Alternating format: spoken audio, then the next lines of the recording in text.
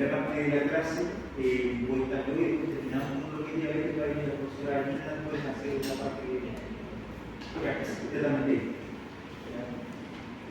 Entonces, vamos a comenzar con esta clase que es título Realidad y Fisiopatología de la diabetes en niños. Ya, está estructurada de la siguiente forma. Primero vamos a hacer algo muy breve de un repaso sobre cómo se regula la glicemia y cuál es la función de la insulina, algo muy breve, la verdad. Porque después lo que es diabetes en sí podemos tratar es un poco más tenso y más denso. Entonces, y eso está dividido entre lo que sería la definición, los mecanismos fisiológicos y vamos a hablar de algunas complicaciones agudas y crónicas de la enfermedad. Entonces, dentro del repaso de las cosas fisiológicas normales, tener claro que la glucosa es una molécula sin carbono, es una molécula esencialmente energética. 1 gramo de glucosa se metaboliza y se transforma en 4 kilocalorías. Y también es importante recordar que no se transporta vía difusión pasiva, sino que se requiere transportadores para pasar vía difusión facilitada a través de la membrana plasmática. Tener también presente que su principal blanco energético, además de todo el resto del organismo en general, pero por ser el órgano noble que nos interesa preservar y que además es muy dependiente porque no admite interrupciones en su suministro, es el cerebro, el sistema nervioso central. Entonces, se exige una alta demanda de glucosa, en este caso glucosa en sangre, para la mantenimiento cerebral. Y está regulado principalmente la glicemia, la glucosa en sangre, está regulado por las hormonas pancreáticas, principalmente la insulina, que es la que vamos a estar hablando en esta clase, y también el glucagón, que tiene un efecto contrario y antagónico a la insulina. Necesitamos un aporte relativamente constante de glucosa al cerebro, pero la ingesta no es constante durante el día, o sea, no estamos comiendo todo el día azúcar directamente, ¿ya? Sino que tenemos momentos de ingesta, por lo tanto, eso debe ser manejado, debe ser regulado para mantener el suministro constante. Y por eso existe un almacenamiento que en una primera fase se almacena en el hígado y en el músculo como glucógeno. Esa es la primera fase del almacenamiento. Y posteriormente, todo el excedente se puede convertir a ácidos grasos y finalmente terminar siendo almacenado como triglicéridos en el tejido adiposo, los adipocitos. Y tener presente que los valores normales de la glicemia se ubican entre 70 y 99. O sea, está marcado 99 en realidad para distinguir que 100 ya es señal de alerta.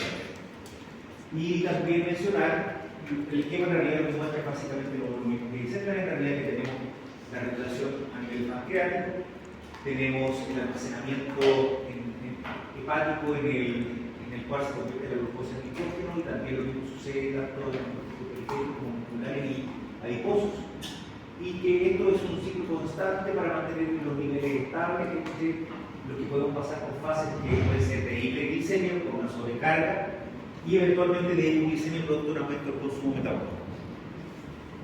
En cuanto a la insulina, mencionar que existe de forma fisiológica un pic que se da mediante la captación de un incremento de la glucosa en sangre. Y esto genera un pic normal que a su vez permite descender, como se muestra en ese esquema, permite descender los niveles de glucosa en sangre. Ahora, ese descenso es mediante justamente el almacenamiento de los tejidos que ya les mencioné, el hígado, el músculo y el tejido graso.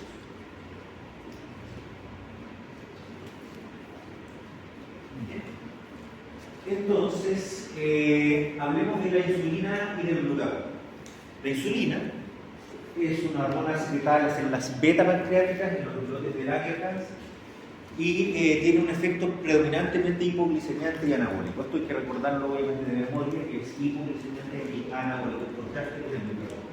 El glucagón se secreta principalmente en las células alfa y es hiperglicemiante y catabólico, por eso son hormonas antagónicas.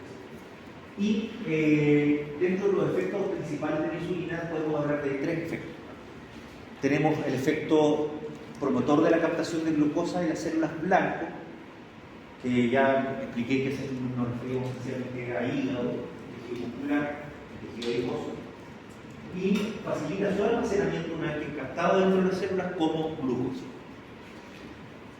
El segundo efecto no es directamente sobre la glucosa, sino que es en los ácidos grasos, en las grasas propiamente. Y básicamente lo que hace es mantener las reservas. O sea, lo que busca la insulina es aumentar las reservas y preservar las que están. Entonces previene la degradación de las grasas y del glucógeno. Y por otra parte, inhibe la gluconeogénesis e incrementa la síntesis proteica. Por eso que tiene un efecto anabólico. Como es un efecto hiperglicemiante, o sea, hipoglicemiante, baja la glucosa, obviamente le interesa inhibir la gluconeogénesis, que es la transformación de otros metabolitos como los aminoácidos en glucosa. Entonces eso queda inhibido por la insulina. No destruye proteínas, por eso es anabólica. En cambio, el glucagón, es su efecto más importante es iniciar la glucogenólisis hepática. ¿Qué significa esto? En una primera fase se degrada el glucógeno, eso es la glucogenólisis, no confundirse con los conceptos que suenan parecidos, la glucogenólisis, la glucogénesis, que son fenómenos distintos. Y entonces se inicia la glucogenólisis hepática, la destrucción del glucógeno para aumentar los niveles plasmáticos de glucosa. Y también aumenta el transporte de aminoácidos hacia el hígado para la gluconeogénesis. O sea, lo que interesa en el caso del glucagón es que hay que degradar los aminoácidos y transformarlos a glucosa. Entonces el glucagón es una hormona que está implicada justamente en aumentar los niveles circulares de glucosa.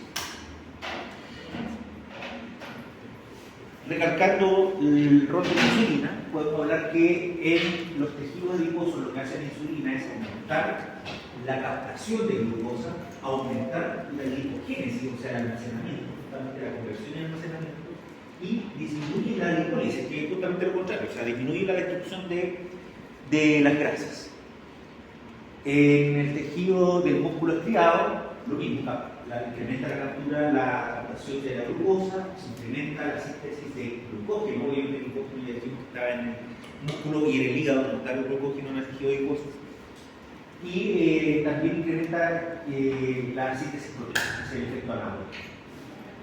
Y en el hígado tiene la particularidad de que, como les decía, inhibe la gluconeogénesis, inhibe la destrucción de los aminoácidos para transformarlos en glucosa, eso queda inhibido por la insulina. Y esto en realidad es a través del receptor de insulina, que mediante una sucesión de fases de fosforilación finalmente termina actuando con su principal efector, que es básicamente el transportador GLUT4, que es el que está acá. El transportador está normalmente en vesículas intracelulares. Entonces lo que hace la acción del receptor de insulina es que se transloque desde estas vesículas que contienen el transportador GLUT4 hacia el membrana. Y eso permite que entre por difusión facilitada la glucosa. El transportador GLUT4 es el principal transportador de glucosa. ¿Ya? Eso en cuanto al repaso fisiológico. Ahora vamos a comenzar de verdad la clase con diabetes mellitus. La diabetes mellitus es un conjunto de enfermedades, más que una enfermedad única, y tiene distintas fisiopatologías, distintas patogenias, distintos factores de riesgo, etc. Pero lo que podemos destacar es que en general es un trastorno metabólico, crónico, multisistémico. Afecta a distintos sistemas, es de forma crónica, no es transmisible, no es agudo, es permanente y es esencialmente metabólico. Esto es lo constante de todo el tipo de diabetes. Y se debe esencialmente a defectos en la secreción de la insulina o en la acción misma de la insulina. Y se asocia todo esto, produce un estado de hiperglicemia crónica que a su vez se asocia a complicaciones que son esencialmente macro y microvasculares en distintos órganos blancos. Tener presente que se trata de una enfermedad cuya incidencia y prevalencia están en aumento sostenido a nivel mundial, esencialmente asociado al incremento de la obesidad a costa de la diabetes tipo 2. Y en Chile La diabetes tipo 1, que son, vamos a mencionar bien, son dos tipos principales de diabetes, la tipo 1 y la tipo 2. La tipo 1 tiene una incidencia calculada de 6,5 por 100.000 habitantes al año. Esto es en realidad una diferencia de datos del año 2004, no nos han hecho estadísticas actualizadas, la verdad. Y en la estadística de MINSAR se calcula que había más o menos como 10.000 casos reportados que están en el agua, pero eso es solamente un estadístico que no es confiable como para destacarlo. Ahora, menciono ese número para que lo comparemos con la prevalencia no incidencia, sino con la prevalencia de la diabetes tipo 2, que está en Chile está en torno al 10% de la población general. Y esto es de la encuesta nacional de salud del año 2013. Lo más probable es que ahora sea aún más alto. Un 10% de la población de Chile, o sea, si estamos hablando de una población de 17 millones, estamos hablando de prácticamente 1 millón de personas. Compárenlo con los 10.000 que mencioné de la diabetes tipo 1. Pero estos son los dos tipos principales. Entonces, ¿cuál es la definición de la diabetes? Yo ya les dije lo que era conceptualmente, pero existe una definición operacional. Y como la diabetes presenta una progresión, eso hace que los rangos para diagnosticarla también obedezcan a una progresión.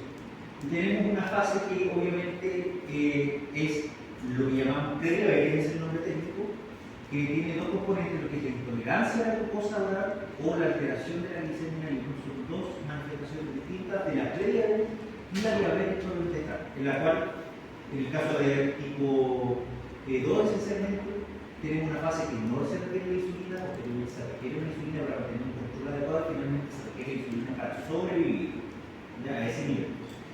Y la definición en realidad es, esto se lo menciono para que le suenen a los valores, se obedece a una definición de 200 miligramos por decilitro en cualquier muestra aislada, en cualquier momento del día. O sea, sobre 200 de glicemia en cualquier momento, eso es un indicador de diabetes. Pero en situaciones controladas, como por ejemplo lo que es el test de tolerancia a la glucosa oral, se define como una glicemia también superior a 200 como aislada, o los rangos de prediabetes en este test están entre 140 hasta los 191. O sea, el test de tolerancia a la glucosa permite detectar la prediabetes. O cuando está sobre los 100, recuerdo que yo dije que está entre 70 y 99, cuando está sobre el 100 y hasta los 125, ese es el rango de la prediabetes. Sobre 126, y de hecho ese es el número técnico más, 126, el número exacto, se define como diabetes cuando ese número está en una glicemia en ayuno. Solamente le menciono los números, no es necesario que se lo sepan exactamente de memoria, pero para que tengan una noción del rango. La clasificación, según el tipo de enfermedad en realidad, es esencialmente la diabetes tipo 1 y la diabetes tipo 2. La diabetes tipo 1, esto sí tienen que saberlo para poder uno viene a acordarse, para que la diabetes tipo 1 obedece esencialmente a un mecanismo autoinmune. ¿Ya? Es una enfermedad autoinmune, así como hablamos en un caso de la clase anterior del Hashimoto, de la enfermedad de Graves, etc. Es una enfermedad autoinmune. ¿Y qué sucede en esta enfermedad? Se reconoce como antígenos algunos antígenos de las células beta-pancreáticas, y esto conlleva a su destrucción. Por lo tanto, si se destruyen todas las células beta-pancreáticas, existe un déficit absoluto de insulina. No hay insulina. Como comprenderán, eso obviamente habla del cuadro cuya manifestación es mucho más agresivo, mucho más severo, y también se da de un momento para otro, el debut clínico, y se requiere de insulina exógena, el déficit que esto hace. Y el cuadro clásico, hay algunas excepciones que se pueden presentar en edad tardía, pero lo clásico es que se presenta en la infancia. La gran mayoría de los casos de hecho antes de los 10 años, pero en general, más por los 25 años son las edades típicas de la diabetes tipo 1. La diabetes antiguamente, de hecho, a la diabetes tipo 1 se le llamaba diabetes juvenil, antiguamente. ¿Ya? Pero como ocurre en realidad a cualquier edad, ya ese nombre no se usa. Para recordar simplemente que es la diabetes que se presenta presenta en la infancia y lo puede como neurotécnico. El número 1 es menor que el número 2, por lo tanto se presenta a menor edad en la diabetes tipo 1 y la tipo 2, para recordar. En cambio, la diabetes tipo 2, esta es la de la adultez, por decirlo de esa manera, aunque también hay casos que se presentan en niños, especialmente en niños obesos. La diabetes tipo 2 no es una enfermedad autoinmune.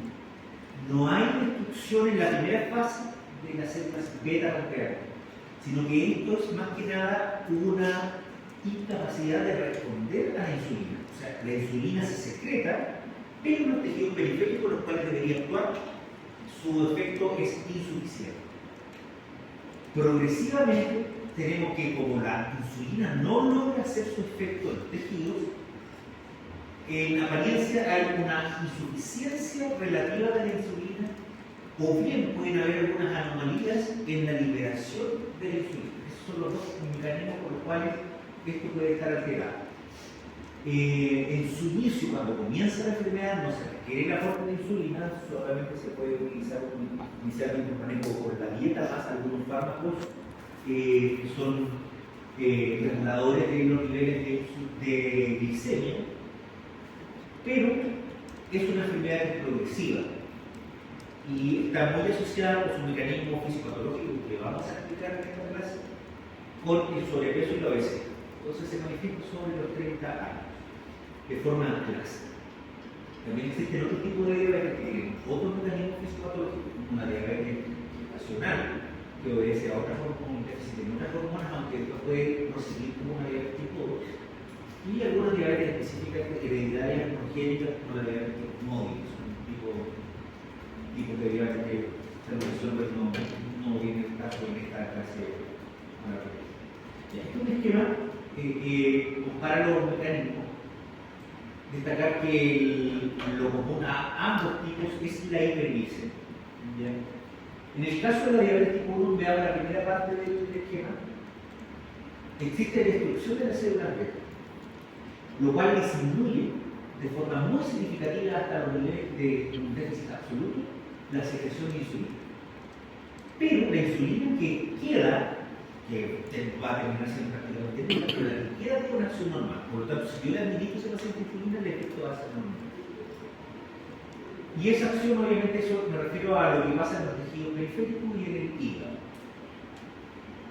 En cambio, en la diabetes tipo 2, la célula beta secreta insulina, pero el efecto de la insulina en los tejidos periféricos es menor. En una primera fase, al secretarse la insulina y no censarse un descenso de la glicemia, se produce un mecanismo compensatorio que produce un hiperinsulinismo compensatorio. O sea, en una primera fase, esto que está acá se refiere a la fase tardía. En una primera fase se produce hiperinsulinismo, se incrementa la cantidad de insulina circulante para intentar compensar la incapacidad o la dificultad que tiene para actuar. Entonces, un incremento compensatorio. Eso es característico de la insulina, de la diabetes tipo 2. Y ese hiperinsulinismo sostenido lleva a algunas de las alteraciones típicas de la diabetes tipo 2, que se pueden ver en la clínica, que también se la voy a mencionar, y de forma sostenida, finalmente lleva a un agotamiento de las células beta pancreáticas que se traduce finalmente en su destrucción. Y al haber destrucción y muerte de las células beta, que era lo que pasaba en la diabetes tipo 1, pero de forma inicial, la diabetes tipo 2 pasa de forma tardía. Y finalmente terminamos por un descenso de los niveles de insulina, pero eso es la fase tardía de la diabetes tipo 2.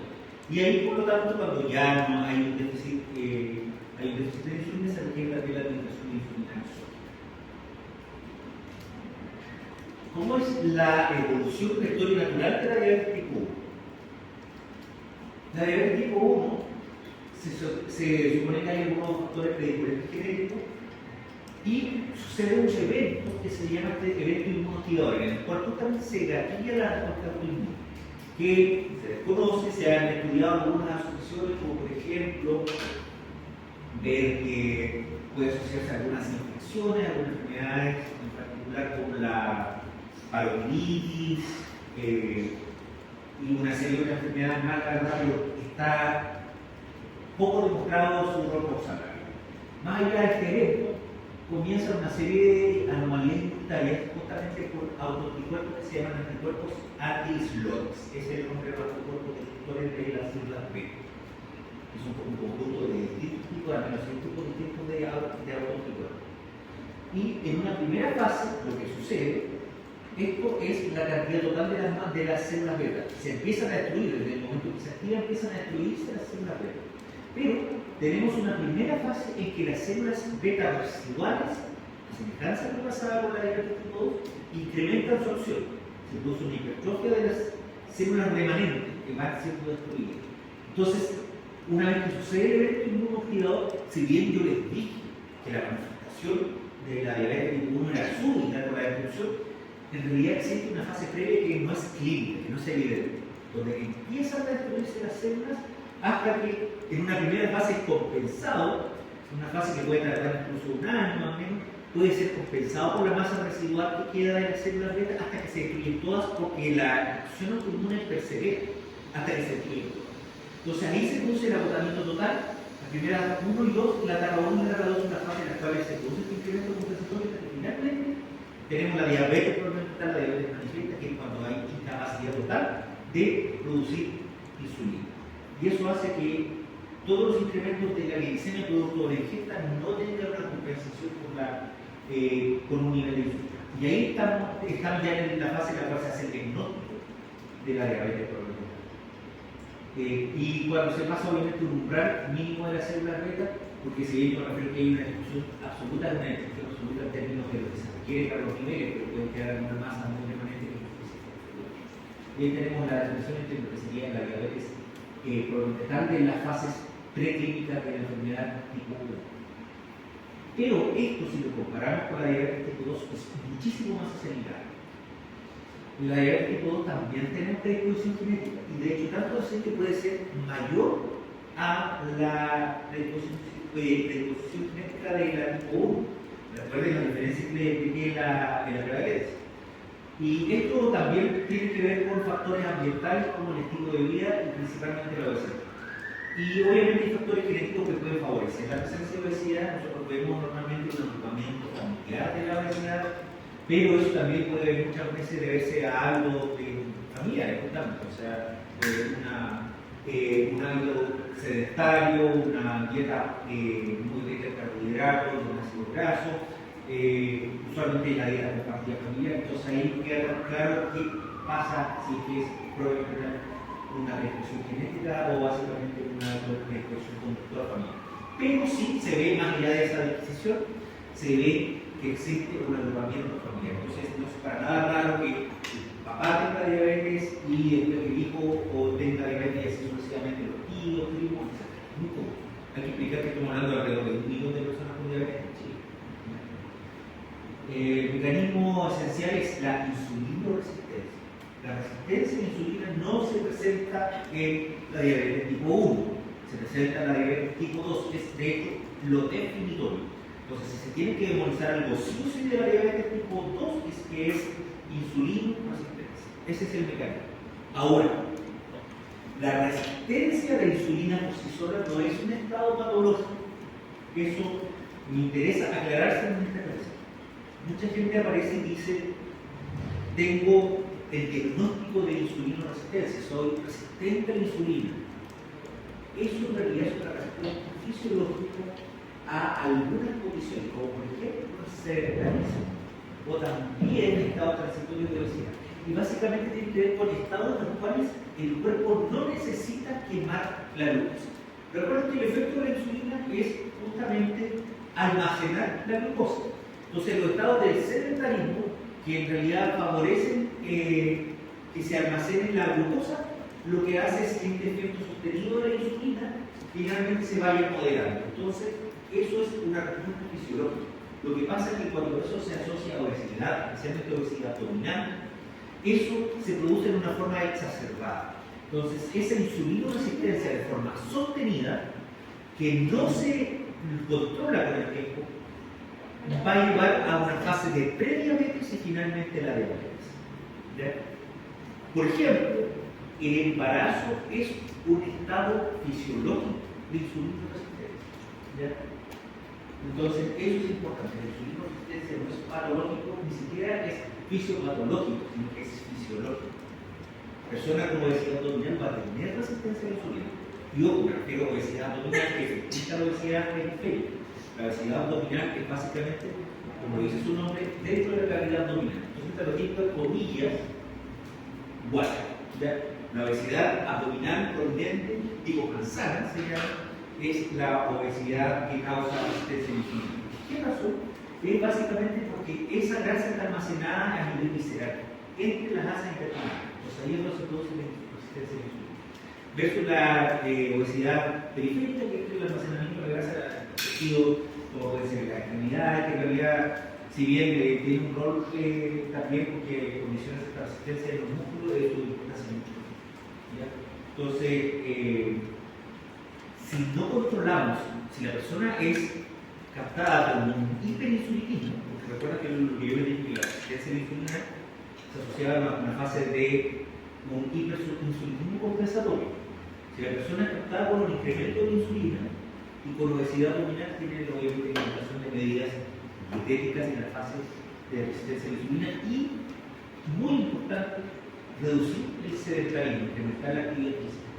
Porque esto no es un consejo de buena gente, sino que en realidad la actividad física reduce la resistencia a la insulina, producto de vías metabólicas, en particular el descenso producto del ejercicio, el descenso de los niveles intramusculares de glucosa fosfato, esa permite castigar una serie de vías en las cuales finalmente se aumenta la translocación de los transportadores glucosatos y eso por lo tanto reduce la resistencia a la insulina. Yo no les voy a preguntar, siendo sincero, yo no les voy a preguntar exactamente el nombre de la molécula en la prueba, así que yo les hago la pregunta, que claro, pero no probablemente sea así. ¿Ya? Pero sí me interesa que entiendan lo que es. ¿Ya? Eso sí me interesa mucho que sea capaz de entender conceptualmente cómo sucede un tipo de diabetes en comparación con otro y elementos tan importantes como por ejemplo tener claro tener muy claro el rol de la insulina resistencia, la obesidad y finalmente los efectos. ¿No me quedan tan claro como cuándo vas a ser patológico? ¿Cuando se destruyen las células? No. Y lo que pasa es que lo voy a explicar más adelante, porque esto tiene que ver con una curva específica. La definición entre prediabetes y diabetes, primera cosa,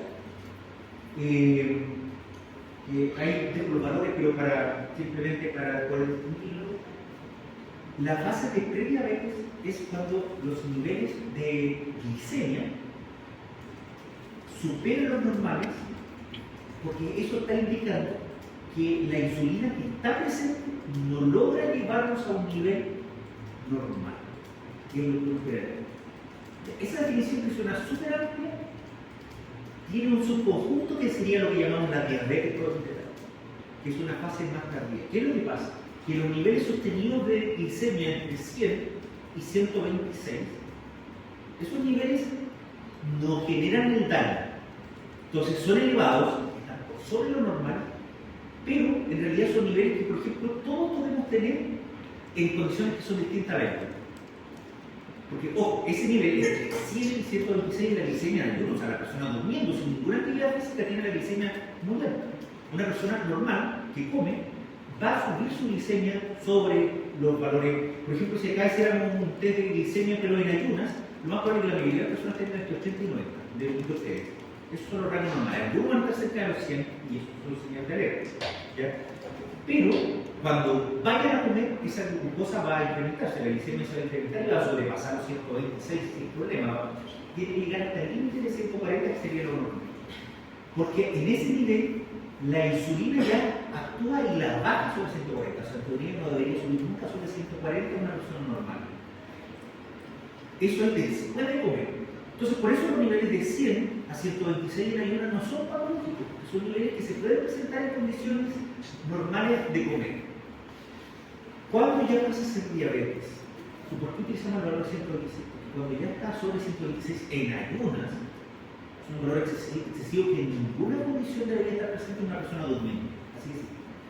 ¿Ya?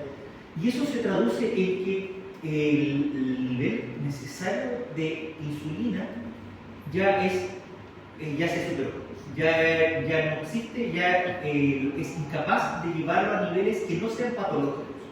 ¿Y por qué lo definimos como diabetes en 127? Porque ese nivel ya existe un daño. Cuando los niveles están sostenidos sobre 126 se ha visto que existe daño en el suprarrenal. Entonces la posibilidad de recordar daños es lo que diferencia entre diabetes y prediabetes.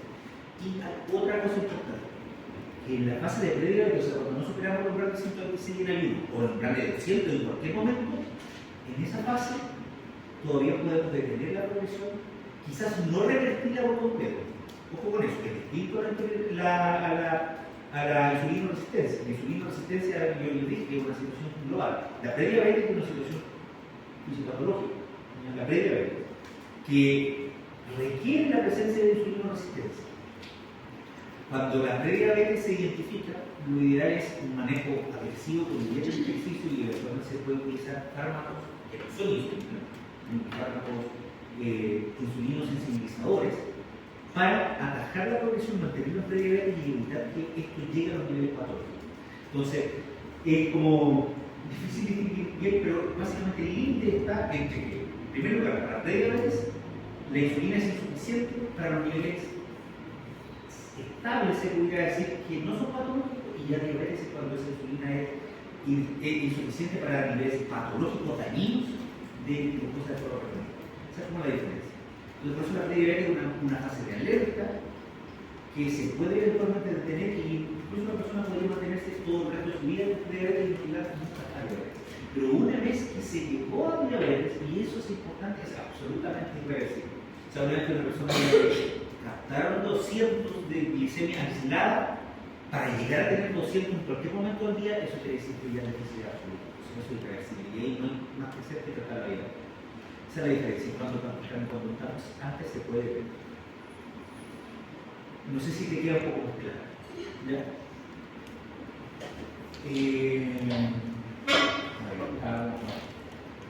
Ya. Entonces, lo que le mencionaba, y esto me sirve como para reforzar lo que explicaba, es que la insulino resistencia en la primera fase produce hiperplasia de células betas. Ya se produce una proliferación de las células betas que actúa de forma compensatoria. Entonces, en esa fase tenemos normoglicemia. Acá estamos hablando, quiero marcar un límite aquí. Hasta acá tenemos solo la insulina resistencia. Y acá esto es totalmente reversible. Esa persona baja de peso y se resuelve por completo su cuadro. Así es. ¿Por qué razón? Porque esa hiperplasia logra compensar y mantiene los niveles totalmente normales. Cuando pasamos esta fase ya empieza a haber insuficiencia temprana de las células beta. Eso quiere decir que las células muy activadas que están igual de repente la glucosa se les escapa del control. Y eso lo llamamos como prediabetes. A partir de aquí, prediabetes.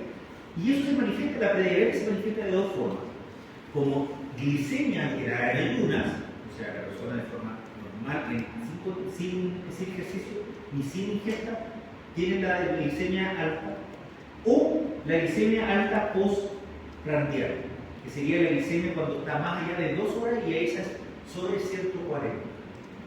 Ya, cuando está sobre 140 y va por 200, es también un indicador de prediabetes en el test de tolerancia a la glucosa que se utiliza para identificar la resistencia a la insulina, la prediabetes y la diabetes. Ese test se llama test de tolerancia a la glucosa. DTGO está en ese test, de ese examen.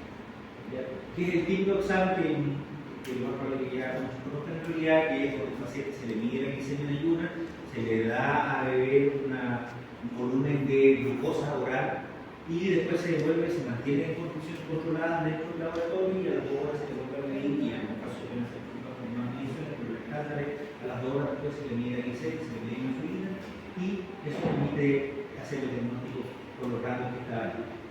Destacar que en la fase de normoglicemia sí va a estar alterada la insulina. La insulina va a estar más alta, el nivel de insulina. Entonces se podría pesquisar también insulina resistencia con el PTGO cuando se hace prueba también de insulina. Y cuando ya la insuficiencia ya es tardía y ya empieza justamente la destrucción de las células, es que ya los niveles están totalmente sobrepasados. Ahora, ojo, que la destrucción no es el hito definitorio, lo menciono, pero no es el hito definitorio, es simplemente cuando la incapacidad ya hace que los niveles sean patológicos. Eso puede ser un poquito previo a a la destrucción de las células beta.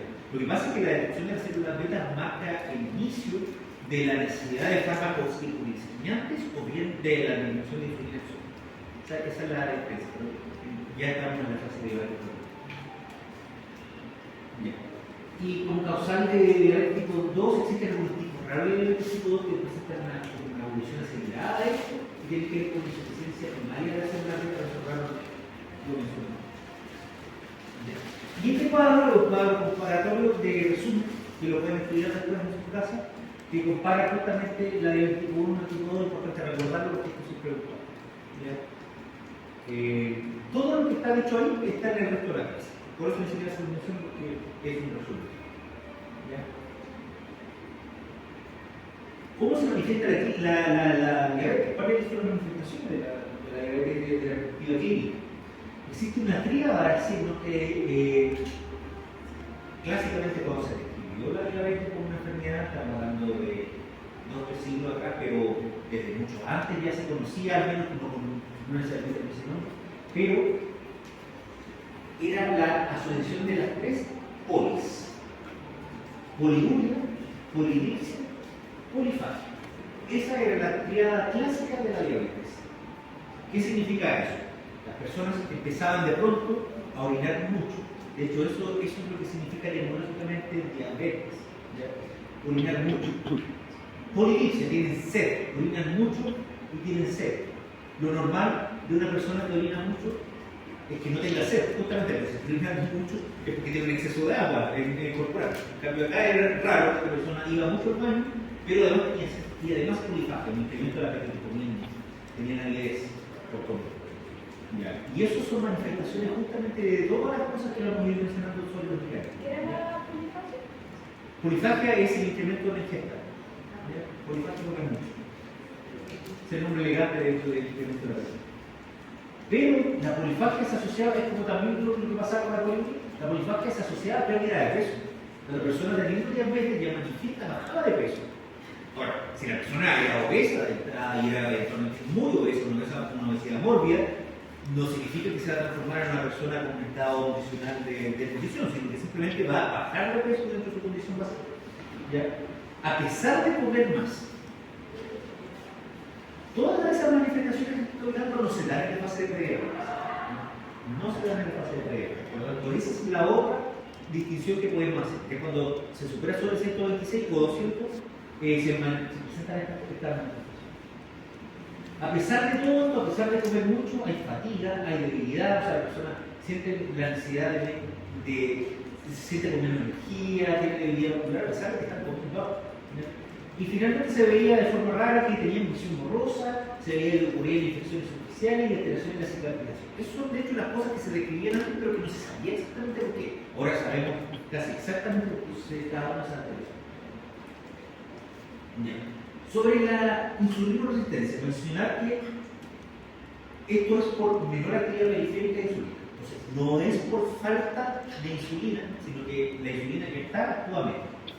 Y eso se da a los 3 órganos que ya les he dicho varias veces: hígado, músculo, tejido adiposo, y es esencialmente por un defecto en la transportación del transportador GLUT4.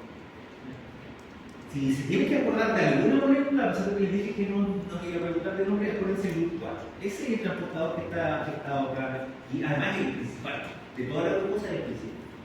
¿Ya? Hay 5 tipos de transportadores de GLUT, el 4 es 5 en las neuronas, el 3 es en el miocardio, el 1 es. Bueno, ya de yo mismo me acuerdo de todos los transportadores, pero el GLUT4 es el más. Eso es lo que les vamos a decir.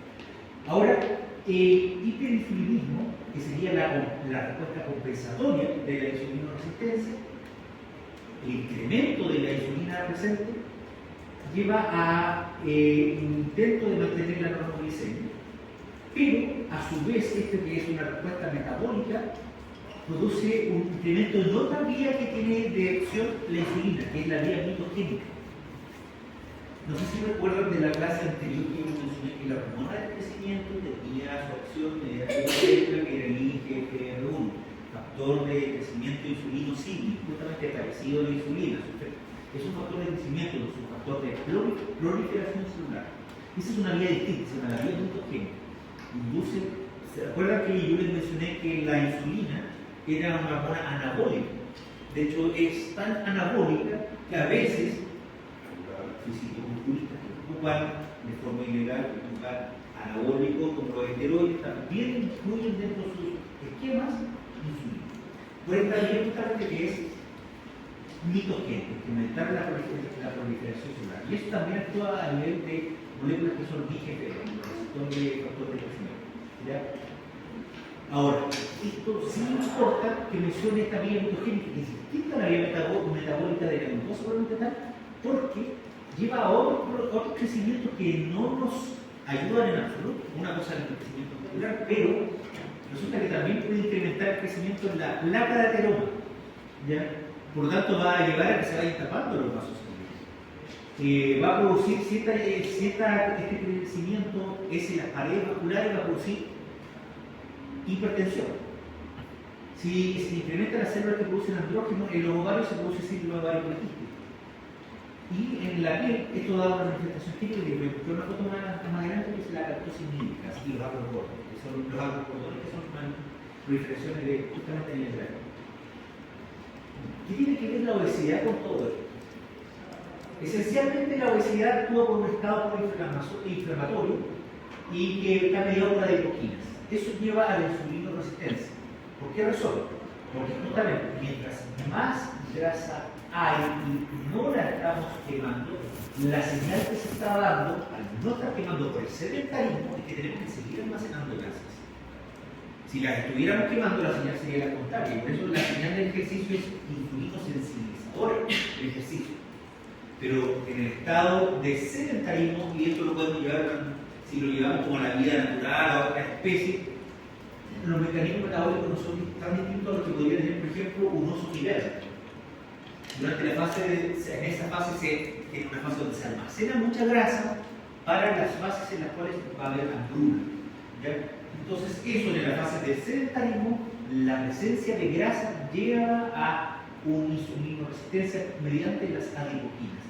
También por la presencia de ácidos grasos libres, y eso a su vez lleva también a un estado proinflamatorio basado en una inflamación leve. Eso se traduce en que en una primera fase, que esto sería el páncreas normal, se produce un incremento compensatorio con un mayor crecimiento de la célula beta, y esto es una respuesta que es por hipertrofia y hiperplasia de la célula beta, hasta que finalmente de forma tardía la célula beta se destruye. Esto que está acá en este esquema, por favor, recordadlo. Sí, esto es necesario recordarlo para la vida y también para la muerte. Ahora, distinguir que la persona normal, cuando se produce la ingesta, la insulina tiene dos pics, tiene una manifestación que es bifásica. Tiene un pic que es temprano, por el momento mismo de la ingesta, que cuando se dispara la glucosa. En ese caso, la persona normal no se logra disparar del tubo porque la insulina logra compensar y reducir ese pico de glucosa. Esa es la primera fase. Pero después de eso existe una secreción postprandial de la insulina que está en un nivel más bajo, pero eso permite que justamente esa glucosa que se incrementa y que no es quemada de inmediato se vaya a almacenar. Entonces, esto sirve como conceptualmente para entender por qué las dietas cetogénicas pueden tener algún rol justamente y por qué pueden ser útiles. Porque los carbohidratos son energía de liberación inmediata. Si la persona come muchos carbohidratos, pero los quema seguida corriendo, haciendo ejercicio, moviéndose, haciendo actividad física, nunca esos carbohidratos van a alcanzar más energía. Esa persona no va a engordar por mucho tiempo. Y eso hace que justamente personas típicas que son flacas, que comen mucho, pero se mantienen flacos permanentemente porque tienen mucha actividad física. Porque la glucosa ni siquiera alcanzó a transformarse ni en glucógeno, ni mucho menos en tejido adiposo. ¿Ya? Pero cuando la glucosa sigue de forma sostenida y no se quema en una primera fase, esa es la curva, la fase secundaria de la insulina, y ahí empieza a almacenarse esa glucosa y ahí se convierte. Entonces, lo que hacen las dietas cetogénicas, lo que hacen es justamente producir una carencia de glucosa para que no se produzca el pic y por lo tanto sí o sí se fuerce a quemar la grasa, a transformarla en cuerpo cetónico, por eso cetogénica, y también a quemar y producir gluconeogénesis. producir glucosa para mantener el metabolismo a costa de quemar los depósitos que van a ser del glucógeno y del azúcar. Estas son las manifestaciones clínicas de la insulinoresistencia, no de la diabetes. ¿Ya? Pero obviamente, como les dije, la prediabetes también va a costar esto. Esto se llama acantosis nigricans, que tiene que ver con proliferación por la vía mitogénica, proliferación de melanocitos. Entonces se produce en la zona de los pliegues, que puede ser en el cuello, en las axilas, un oscurecimiento de la piel. Eso se llama acantosis nigricans. Cuando está eso, acantosis nigricans, ahí está lo que acantosis nigricans. Cuando está presente esto, sospechar insulina resistencia. Ojo, que esto no necesariamente está presente en el individuo obeso. Pueden haber otros estados en los cuales hay insulina resistencia. Y los agrocordones, que son fibromas, son tumores de la piel, que son estos que la gente le llama coloquialmente lunares de carne. Estos son también por vías proliferativas de los queratinocitos. Entonces, la presencia y la asociación de estas dos cosas es típica de insulina resistencia. ¿Ya? Ahora, esos son signos visibles, pero ¿cuáles son las manifestaciones de la insulinoresistencia? Bueno, obviamente la obesidad, que más que una manifestación, en realidad es la causa de la insulinoresistencia, pero también se asocia a diabetes, alteración al colesterol, a hipertensión arterial y finalmente a la intolerancia a la glucosa. Todo eso constituye un cuadro complejo que se llama el síndrome metabólico. Y la combinación de al menos 3 de esos 4 hace el diagnóstico de síndrome metabólico, que es una condición en la cual es muy común terminar usando con diabetes. Ahora, el síndrome metabólico por sí mismo es muy dañino, incluso sin diabetes, porque aumenta el riesgo de enfermedades cardiovasculares, el riesgo de infarto y de enfermedad cerebrovascular. Por sí solo, el síndrome metabólico, aunque no haya diabetes. Ahora, si el síndrome metabólico se da con diabetes, obviamente no tiene. Ya. ¿Por qué hace mal la hipoglicemia? Porque cuando hablé de la vía mitogénica, estaba hablando de la insulina. El hiperinsulinismo es el efecto de simplemente tener activada la vía mitogénica de la insulina. Pero lo que más daño hace es la glicemia alta. ¿Ya? ¿Y cómo tiene que ver esto? En primer lugar, bueno, hay varias vías. Está la activación de la vía tiroides, lo cual lleva a una sobreproducción de superóxido. ¿Y eso? ¿Qué quiero que se quede con esto? Estrés oxidativo. Ese es el concepto más importante. Incrementa el estrés oxidativo. ¿Ya? Además, los niveles de glucosa alta en sangre llevan a la glicación. ¿Qué es la glicosidad? La glicación, o en algunos casos, cuando en lo normal se le llama glicosilación, pero cuando es anómalo se le llama glicación. Es que se añaden residuos de la glucosa a proteínas o a otros elementos. Y esa glicación es anómala, porque se le añade una parte de una molécula a una parte que obviamente lleva a transformaciones estructurales y en función de la molécula.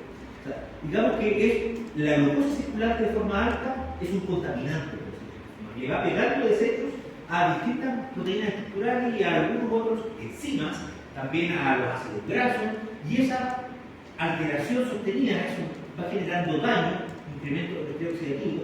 Eso se va reconociendo por el sistema inmune como anómalo, se produce inflamación crónica. Entonces, ese es el problema de la hipoglicemia.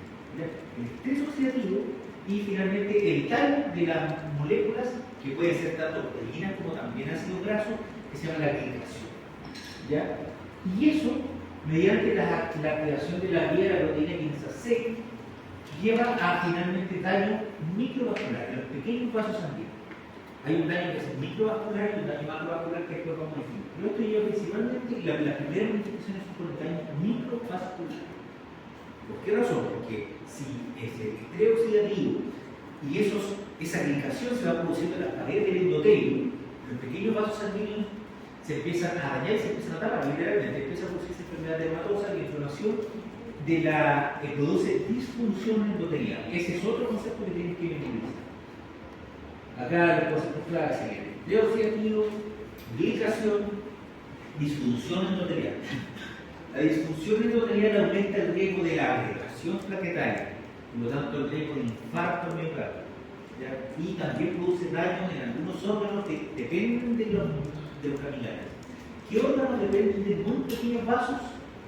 El riñón, por lo tanto tenemos la nefropatía, la retina en el ojo, también depende de todas sus actividades de capilares, de pequeños vasos, por lo tanto tenemos retinopatía, Y la neuropatía, los vasos que nutren los nervios periféricos también son pequeños vasos. Por lo tanto, la micropatía y el daño de pequeños vasos se manifiesta en los nervios, en la retina y en el nervio.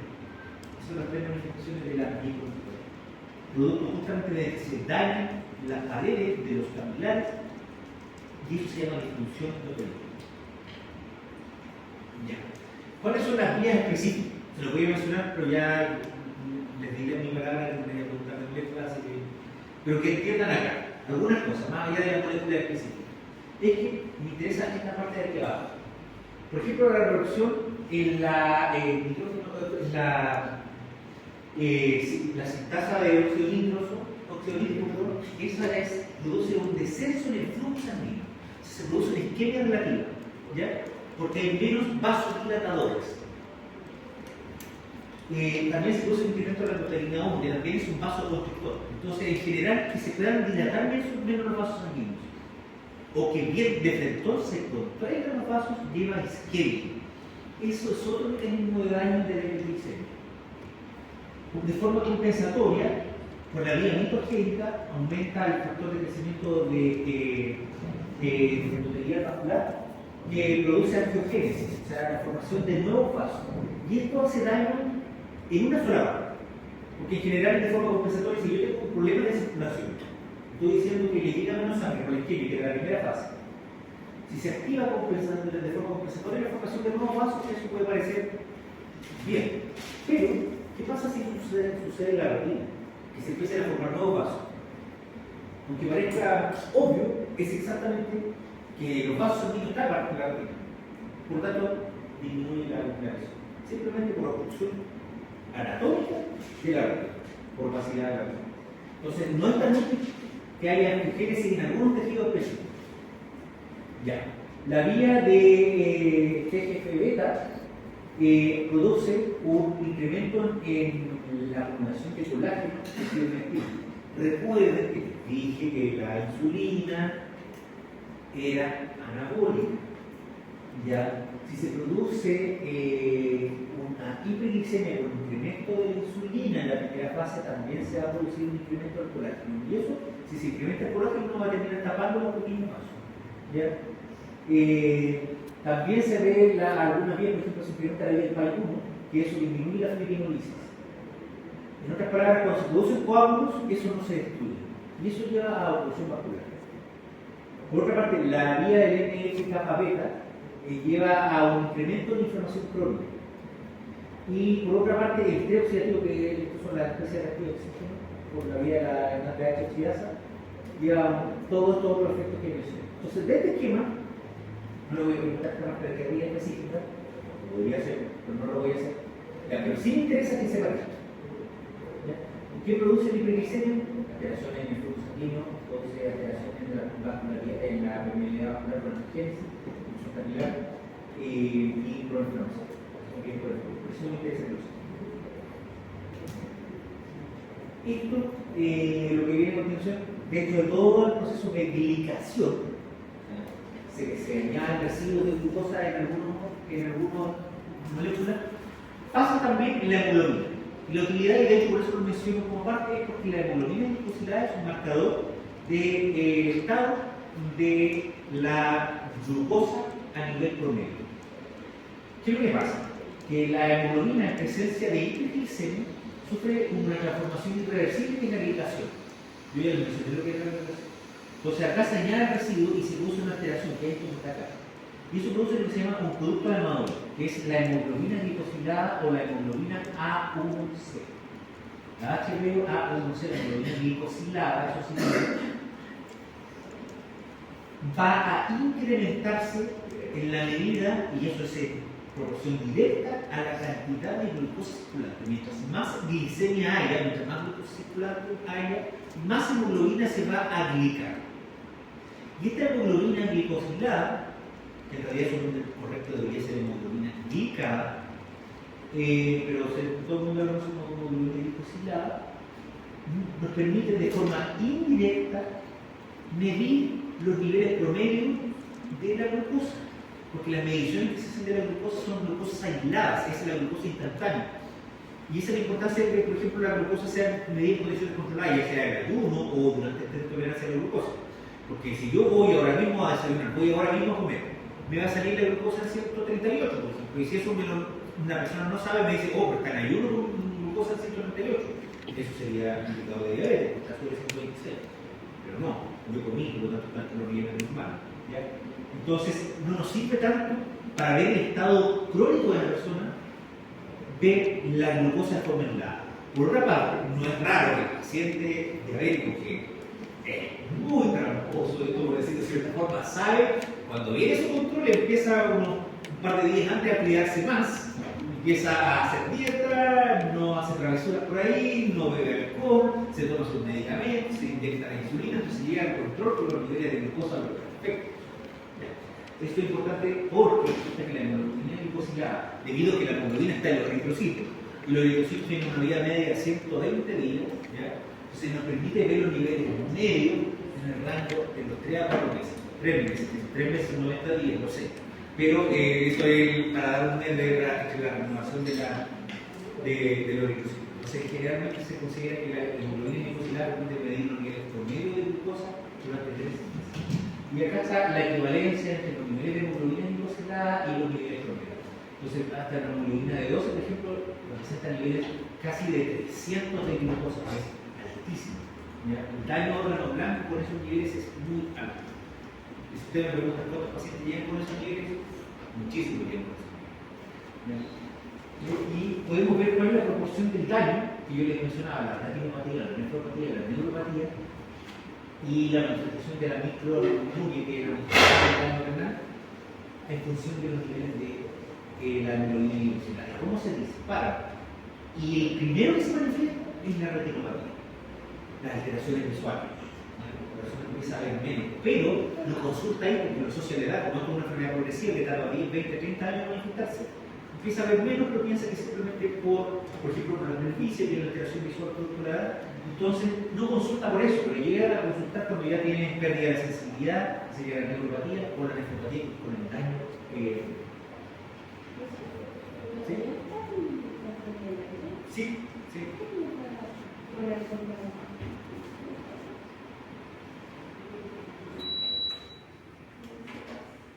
Ya.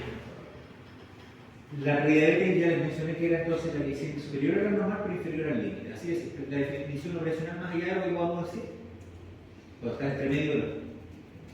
Y ahí están los valores, que yo ya se los mencioné, esto se lo expliqué, esa es la equivalencia entre hemoglobina y glucosilada y el alto riesgo de progreso. Esto yo ya lo tengo, así que después lo pueden entender.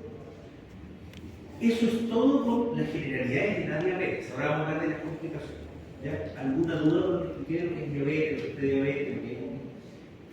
Yo lo que les voy a preguntar es que entiendan bien cuáles son los conceptos de todas las cosas que ya dije, los conceptos.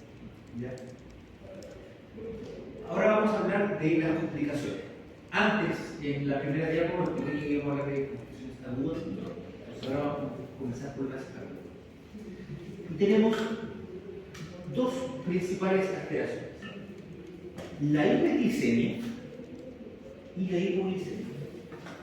Pero ya dijimos que lo que produce la diabetes es hiperglicemia. La diabetes nunca produce hipoglicemia. ¿Por qué la coloco acá? Porque la hiperglicemia es una alteración producto del tratamiento de la diabetes. Eso hay que tenerlo muy claro. La gente cuando tiene diabetes se dice, oh, que me va a bajar el azúcar y yo tengo problemas con eso. No, eso no es por culpa de la diabetes. Nunca le va a bajar el azúcar por la diabetes, es por el tratamiento.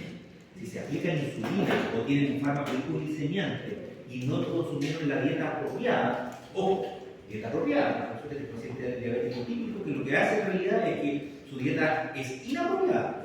Y cuando piensa que quiere evitar la hipoglicemia, le tiene más miedo a la hipoglicemia, se pasa comiendo carbohidratos para mantener la glucosa. Y eso es totalmente dañino, todo lo contrario que tiene que hacer. Solamente hay que estar atentos a que si se usa insulina, tiene que tener una dieta apropiada. Usted no puede usar insulina si no come carbohidratos apropiados, porque eso le va a producir la hipoglicemia. Pero las verdaderas complicaciones de la diabetes son la hiperglicemia. Y ahí tenemos las dos complicaciones agudas más importantes: son la cetocidosis diabética y el estado hipermolar no cetósico. Lo que antiguamente se le llama el coma diabético. El estado hipermolar no cetósico. Vamos a hablar primero de la cetocidosis diabética. La cetocidosis diabética es la descompensación metabólica por la hiperglicemia que se asocia a acidosis metabólica. ¿Ya? ¿Y por qué ocurre esto? Porque yo ya les expliqué que cuando hay yo ya les expliqué que el efecto de la insulina era evitar la lipólisis. La idea de, y esto conceptualmente recuerden, la insulina ataca las reservas, las mantiene y las incrementa, las reservas de grasa y de azúcar. Entonces, cuando hay un déficit de insulina y además tenemos glucagón, lo que se produce es lipólisis, destrucción de las grasas. ¿Ya? Y eso lleva a un incremento de los cuerpos cetónicos. Y los cuerpos cetónicos son ácidos, entonces eso produce acidosis metabólica. ¿Ya?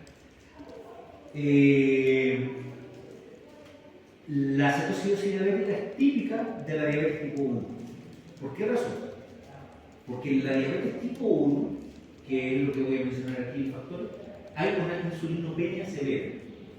Insulinopenia significa déficit. Penia, como término médico, significa déficit o carencia. Entonces, insulinopenia severa implica que hay falta absoluta de insulina. Y por otra parte, como lo que se destruye son las células beta, las hormonas contrarreguladoras con el glucagón, pero también otras hormonas como el cortisol, van a estar normales. Por lo tanto, se produce una desproporción muy significativa con las hormonas contrarreguladoras. Entonces, eso empeora la lipólisis. Y al empeorar la lipólisis, incrementa más los cuerpos cetónicos y lleva más acidosis. Entonces, eso es la vía por la cual se produce la cetocidosis diabética. Por otra parte, vamos a hablar de este estado hipoglicémico, que es el estado hipermecanocetósico. Esta es la más frecuente en diabetes tipo 2, aunque, ojo, la diabetes tipo 2 también se puede manifestar con cetocidosis diabética. ¿Ya? Solamente que la cetocidosis diabética es típica de la tipo 1. El coma diabético, que es lo que estoy mencionando ahora, es más frecuente en la diabetes tipo 2, no en la tipo 1. Esto es porque existe una descompensación metabólica por la hiperglicemia severa, pero acá no hay cetosis. ¿Por qué razón? Porque acá no hay déficit total de insulina. Es más, recuerden que yo les dije que podía haber un hiperinsulinismo en la primera fase. Entonces, acá la insulina permite controlar las hormonas contrarreguladoras. Entonces, el glucagón no está actuando de forma descontrolada, quemando grasa, por lo tanto no se produce en cuerpos cetónicos, entonces no hay cetosis. ¿Ya? Pero esa hiperglicemia puede llegar a ser tan alta que produce un incremento de la osmolaridad. Y ese incremento de la osmolaridad hace que se produzca deshidratación celular, porque la glucosa dentro de la sangre, dentro del plasma, está absorbiendo el líquido intracelular, lo está llevando por difusión pasiva, por simple osmosis, lo está atrayendo hacia el intravascular. Asimismo, se produce diuresis osmótica, se empieza a filtrar glucosa, que lo normal es que la glucosa se reabsorba en el riñón. Pero acá su capacidad es insuficiente, se empieza a perder glucosa. Y al perder glucosa en la orina, la glucosa arrastra agua también. Entonces, arrastrar agua por la orina y además sacarla de las células en la sangre produce deshidratación tisular. Y esto es severo cuando pasa en todas partes, en todos los órganos, pero en particular hay un órgano muy sensible a la deshidratación. Es el sistema nervioso central.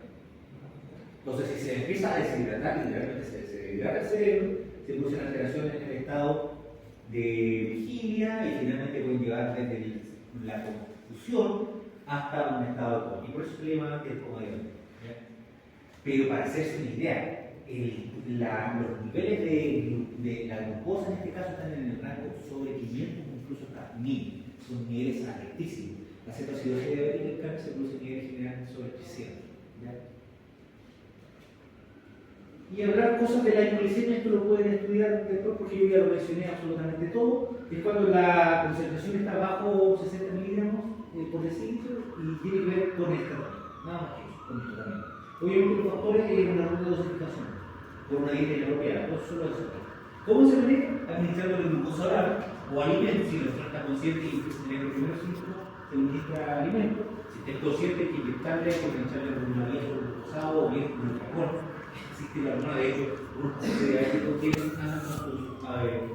Jeringas autoinyectables que se pueden colocar en el mismo caso de una hipoglicemia sintomática.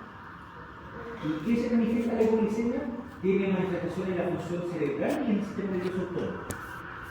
Del sistema nervioso autónomo son desesperable, desintegracidad taquicardia, sudoración y vasoconstricción periférica, que es efecto catecodominante. O sea, la adrenalina empieza a actuar, porque la adrenalina eleva la glucosa. Entonces, como hay hipoglicemia no compensatoria, se activa la adrenalina. Y a nivel del sistema nervioso central, otra vez, la radicilia, la persona empieza a sentir más lento, de ahí viene justamente el dicho de, especialmente común en el ámbito profesional de la salud, que es tan hipoglicémico, uno anda hipoglicémico, justamente, y con eso anda más lento a nivel cerebral. Bueno, eso tiene un sustrato biológico justamente que produce la dixilia. También hay alteraciones conductuales y que finalmente puede llevar al compromiso de conciencia y las convulsiones. Son las manifestaciones de la hipoglicemia. Y si no se corrige, la muerte. Eso en cuanto a las complicaciones agudas. ¿Alguna duda con eso? Ahora vamos a hablar de las complicaciones crónicas. Lamentablemente no se ve tan bien eso, este esquema cuando lo hice, pero lo observé. Tenemos dos grandes grupos de complicaciones crónicas. Las complicaciones macrovasculares y las microvasculares. Las microvasculares tienen que ver con los pequeños vasos sanguíneos y con los capilares. ¿Ya? Y voy a expliqué cómo era la fisiopatología de esa alteración. Pero también se va produciendo placas de ateroma que no están solo en los capilares, sino que están en los grandes vasos. Y eso incrementa el riesgo de 3 enfermedades. Y esas son las 3 complicaciones macrovasculares.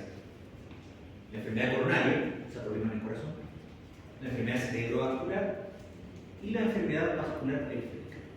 Son las 3 partes en las cuales los vasos grandes o medianos se pueden tapar por ateroma. ¿Ya? Entonces, distinguir muy bien entre las macrovasculares y las microvasculares. De las microvasculares ya les mencioné cuáles eran. Dije, la retinopatía, la neuropatía y la nefropatía. Y de la neuropatía tengo que mencionar que existen alteraciones que son en el sistema nervioso a nivel somático y a nivel, alteraciones a nivel del sistema nervioso autónomo. Y destacar dentro de la parte somática que la neuropatía diabética lleva a un cuadro que es el pie diabético, que es otra complicación que ustedes también tienen que conocer. Ahora, ¿por qué pusieron flechas de mano en el pie diabético? Porque el pie diabético tiene una etiología mixta, porque también tiene que ver con componentes más microvasculares, cuando se empiezan a tapar los pequeños capilares, los territorios distales de los cortejos.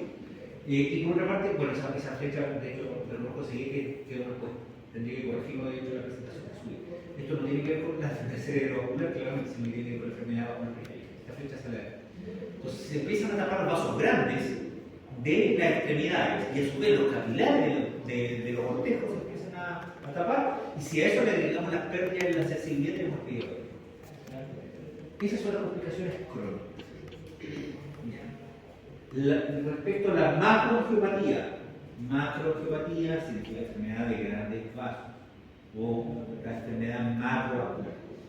Esto tiene que ver con que se produce una ateromatosis acelerada y progresiva que se asocia al estado de hipoglicemia crónica. Esa es la macroangiopatía. Entonces, esencialmente el mecanismo acá tiene que ver con la enfermedad de ateromatosis. Y básicamente se van tapando, producto de las placas de ateroma, los vasos medianos y grandes en cuanto a calibre. Entonces ahí tenemos justamente, como decía, la enfermedad coronaria, la enfermedad cerebrovascular y la vasculopatía periférica. El daño, el mediador principal de esto, y acá salen los distintos mecanismos, es la disfunción endotelial. La hiperglicemia produce alteraciones en el óxido nítrico, que el óxido nítrico es un vasodilatador, produce proliferación de las células del músculo liso vascular, produce además alteraciones en las moléculas de adhesión, lo cual favorece la degradación plaquetaria, produce un incremento en el colágeno tipo 4 y la fibronectina, produce un incremento en el LDL, que es colesterol oxidado, y también altera la oxidona nitrosintasa, y eso puede llevar a un incremento de la inflamación y un incremento de las células espumosas. Las células espumosas son macrófagos que están infiltrados por ácidos grasos. Todo esto que yo le estoy mencionando acá es básicamente lo que yo puse en la otra diapo. Me interesa que nuevamente que los recuerden así, pero no necesitan saberse las vías moleculares, sino que recordar los tipos de reacciones. Y obviamente eso lleva a un estado de un incremento de las citoquinas que son proinflamatorias y lleva finalmente a la lesión macroangiopática. Ya. Ahora vamos a hablar de las microvasculares. De la retinopatía, simplemente mencionar. A ver, no. Antes de esto, voy a dar otro punto importante de la macroangiopatía.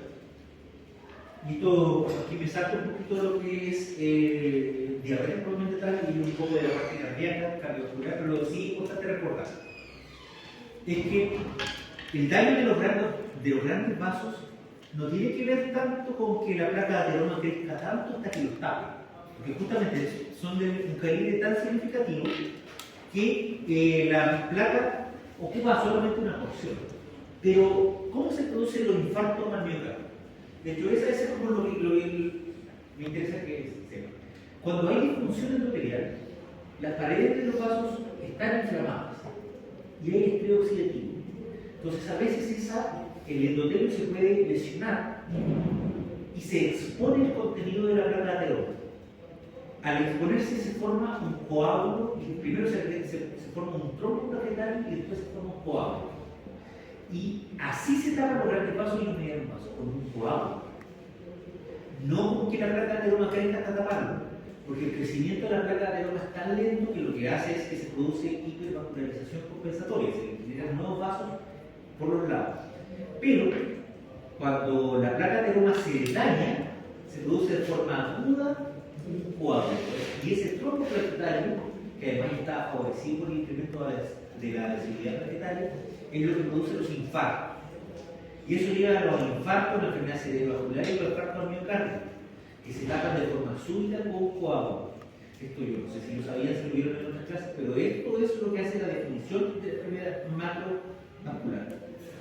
Está la placa está inflamada, la placa se daña, se expone básicamente el colesterol que está bajo y eso produce un coágulo, un evento agudo. En cambio, la enfermedad microvascular se depende como que se vaya llamando de forma progresiva los vasos con la placa de ateroma y la disfunción endotelial. De la retinopatía, menciono que simplemente es porque la alteración estaba pasando que estamos hablando a nivel de capilares, por lo tanto la célula endotelial es una sola célula que forma el capilar. Basta por lo tanto que se acumulen algunas células proinflamatorias para que se tape para que se tape este lumen de los capilares. O sea, en otra palabra, basta con que entre una célula blanca y que se adhiera, y eso ya puede producir una alteración en el capilar. Se pueden dañar los pericitos, que son las células que van preparando los capilares, y finalmente eso lleva a lesión del vaso capilar y la obstrucción completa. Y eso va dañando la retina, que a su vez genera una proliferación de nuevos vasos que van opacando la transparencia de la capa previa de la retina, por lo tanto produce un obstáculo visual directo. Eso mencionar de la retinopatía. A ver, de la nefropatía, mencionar que la nefropatía tiene algunas fases. El daño de los riñones, y esto es importante, el paciente diabético que no se controla termina en diálisis. ¿Ya? Recuerden eso. El paciente diabético termina con nefropatía y termina en diálisis, que no se trata, sino que no se controla. Y tiene 5 etapas en la nefropatía diabética. En la primera fase se produce un incremento de la filtración glomerular, o sea, la cantidad de líquido que pasa a través de los nefrones, a través de los glomérulos, está incrementada. Y esto tiene que ver con la cantidad de glucosa. Eso arrastra también un poco de líquido. Pero la capacidad de reabsorber la glucosa está todavía controlada. Por lo tanto, no se produce pérdida de glucosa, por lo tanto, todavía no se produce la glucosuria. La glucosuria es la presencia de azúcar en la orina. Y como comentario, ya me acabo de acordar que no lo mencioné antes por la clínica de la diabetes, pero antiguamente el diagnóstico, y me refiero a mucho tiempo, no piensen que parte del diagnóstico de la diabetes así como era poner una orina muy diluida, pues sí, era probar la orina, y si la orina tenía un sabor dulce, literalmente, glucosuria, había glucosa en la sangre, o sea, la orina, y por lo tanto se hacía el diagnóstico de diabetes. ¿Ya? Entonces, cuando ya se produce la glucosuria, es que empieza a haber una pérdida de la capacidad de absorber la glucosa. Y eso, a largo plazo, va dañando producto del mismo estrés oxidativo que produce la glucosa, produce daño microhepático por los vasos, y finalmente, cuando se dañan los glomérulos, empieza a filtrar proteínas. Se empieza a producir lo que se llama microalbuminuria, empieza a filtrarse las proteínas de la albúmina, y finalmente tenemos francoproteinuria, o sea, la filtración de todas las proteínas. Entonces, esa es la resolución de la neoformativa. Entonces, de esto, ¿qué es lo que se puede preguntar? ¿Qué es lo que tiene que saber? Que el daño renal tiene varias fases. En la primera fase es silente, porque existe una compensación, y después eso va avanzando, hasta que finalmente ya termina con daño como proteinuria. Y la fase intermedia es glucosuria, pérdida de glucosa. Y después ya esa pérdida lleva a la pérdida de proteína. Eso. De la neuropatía. Esto es como lo que pudiera ser más interesante de los daños, a pesar de que puede ser la alteración más tardía. Recuerden el esquema que puse al principio, que la primera que se manifestaba era la retinopatía. ¿Ya? La neuropatía puede ser un poco más tardía. Y tiene que ver tanto con el mismo estrés oxidativo que está presente y que va a afectar los nervios, obviamente, que los axones sometidos a estrés oxidativo tienen mayores probabilidades de dañarse, y también a las alteraciones circulatorias, a la microangiopatía. Eso lleva finalmente a que haya una hipoxia, producto de que la basa en el coro, o sea, los vasos que irrigan los nervios, se empiezan a tapar. Y eso lleva a hipoxia a nivel de los nervios, y lleva también a lesiones microvasculares, como por ejemplo la formación de trombos que dañan justamente la vía nerviosa. Y la siguiente fase de eso es la desmielinización. Por lo tanto, se enlentece la conducción neuronal. Pero por otra parte, como hay alteraciones, hay isquemia relativa y hay hipoxia y hay estrés oxidativo, la regeneración axonal también está reducida.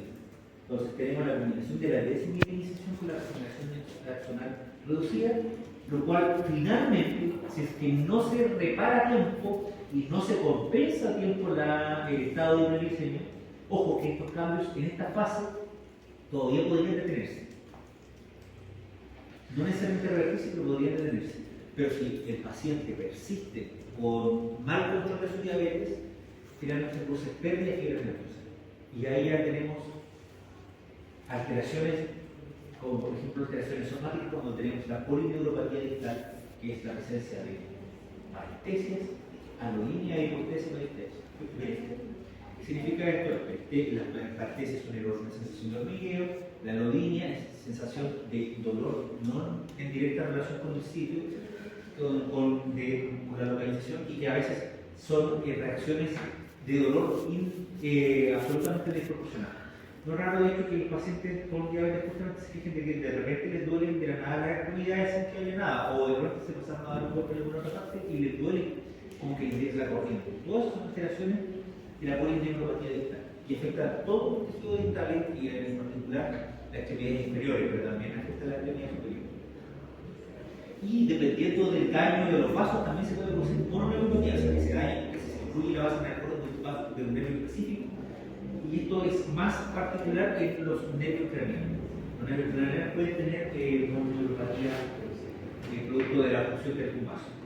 Y alteraciones autonómicas, que también es importante recordar, que son características de la diabetes, es la hipotensión ortostática, o sea, el paciente se para y de pronto se marea. Entonces, el paciente que tiene todas las características de la diabetes, que se para y se marea, ya quiere decir que tiene neuropatía y que está comprometiendo la función autonómica. También tienen dismotilidad gastrointestinal, son pacientes que tienen tendencia al estreñimiento, a la constipación. Tienen un tránsito intestinal más lento, producto de justamente que los nervios del sistema nervioso entérico conducen con menor velocidad. También producen disfunción eréctil por la pérdida de la sensibilidad e incontinencia urinaria. También por las alteraciones, en este caso, a nivel de los nervios de la vejiga. Y dentro de la disregulación autonómica hay taquicardia. El problema es que la taquicardia sostenida conduce a hipertrofia del miocardio Y la hipertrofia del miocardio puede llevar a infarto, enfermedad coronaria, no hay problema. Eso. Y ahora, estamos terminando ya, esta sería la última diapositiva. Vamos a hablar del pie diabético. El pie diabético, recordad que yo les dije que su principal mecanismo es el neuropático, pero en general obedece a un mecanismo mixto. Y de hecho, se habla, cuando llegan los pacientes a la consulta de urgencia, se habla del pie diabético neuropático y se habla del pie diabético vascular, aunque en todos los casos hay una combinación de ambos, solamente que predomina uno u otro.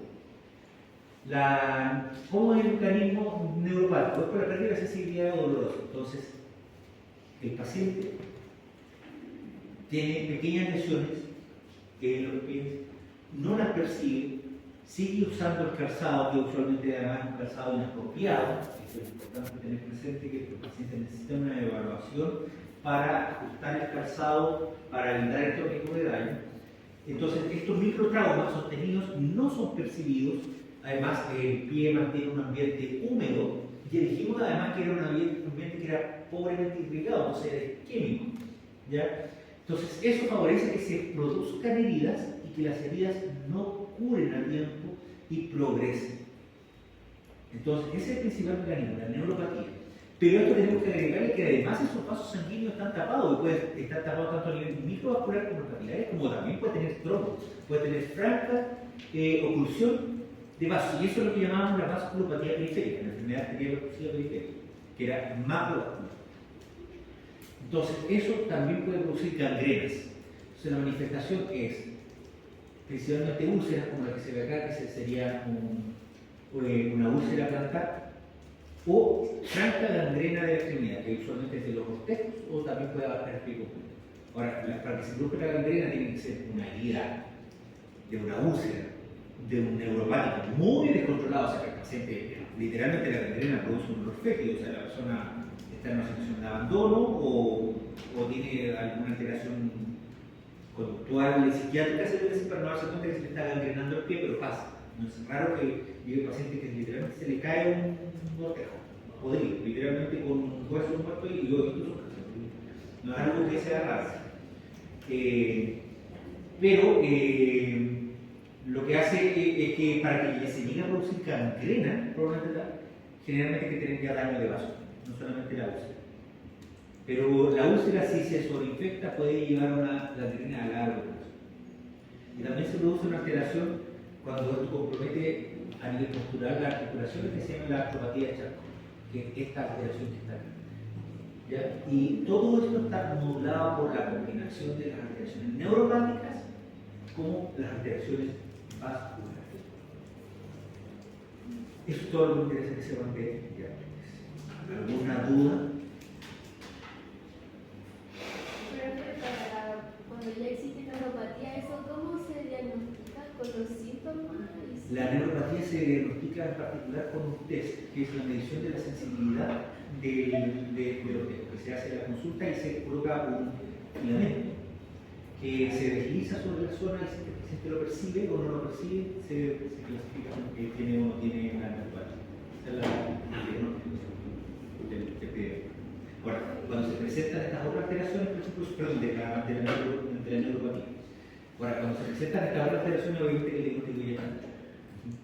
Pero el test de filamento es la prueba diagnóstica de la neuropatía. ¿Alguna otra pregunta? ¿Se entendió más o menos lo que expliqué? Sí. Ya, perfecto. Quedan entonces, salimos un poquito antes, 5 minutos antes del tiempo. Se queda libre ahora hasta que llegue la doctora Lina a hacer su. ¿Ya?